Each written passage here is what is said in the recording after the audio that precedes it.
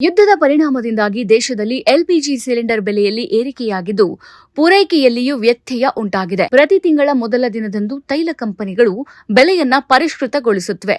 May 1ರಂದು LPG ಬೆಲೆ ಏರಿಕೆಯಾಗುವ ಸಾಧ್ಯತೆಗಳಿವೆ ಅಂತ ರಾಷ್ಟ್ರೀಯ ಮಾಧ್ಯಮಗಳು ವರದಿ ಮಾಡಿವೆ. ದೇಶದಲ್ಲಿ ಪಂಚರಾಜ್ಯಗಳ ಚುನಾವಣೆ ಹಿನ್ನೆಲೆ ಬೆಲೆ ಏರಿಕೆಯನ್ನು ತಡೆಹಿಡಿಯಲಾಗಿದೆ ಎನ್ನಲಾಗ್ತಾ ಇದೆ. ಮೇ 4ರಂದು ಚುನಾವಣೆ ಫಲಿತಾಂಶ ಪ್ರಕಟವಾಗಲಿದ್ದು ನಂತರದ ದಿನಗಳಲ್ಲಿ ಪೆಟ್ರೋಲ್, ಡೀಸೆಲ್ ಸೇರಿದಂತೆ ಎಲ್ಪಿಜಿ ಬೆಲೆಯೂ ಹೆಚ್ಚಳವಾಗಬಹುದು ಎಂಬ ವರದಿಗಳು ಪ್ರಕಟವಾಗ್ತಿವೆ. ದೇಶದಲ್ಲಿ ಹೊಸ ಎಲ್ಪಿಜಿ ಗ್ಯಾಸ್ ಕನೆಕ್ಷನ್ ನೀಡುವುದನ್ನು ಸರ್ಕಾರ ತಾತ್ಕಾಲಿಕವಾಗಿ ಸ್ಥಗಿತಗೊಳಿಸಿದೆ.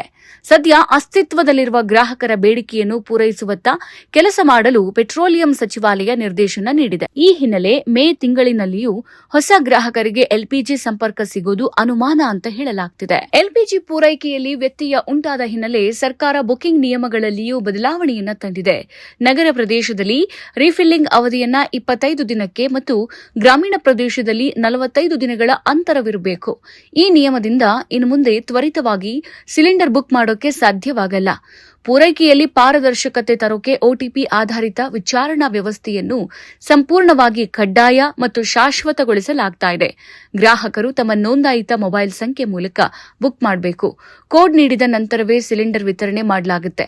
ಇನ್ನು ಬೆಂಗಳೂರು ಸೇರಿದಂತೆ ದೇಶದ ಮಹಾನಗರಗಳಲ್ಲಿ ಹೋಟೆಲ್ಗಳು ಎಲ್ಪಿಜಿ ಕೊರತೆಯನ್ನು ಅನುಭವಿಸ್ತಾ ಇವೆ.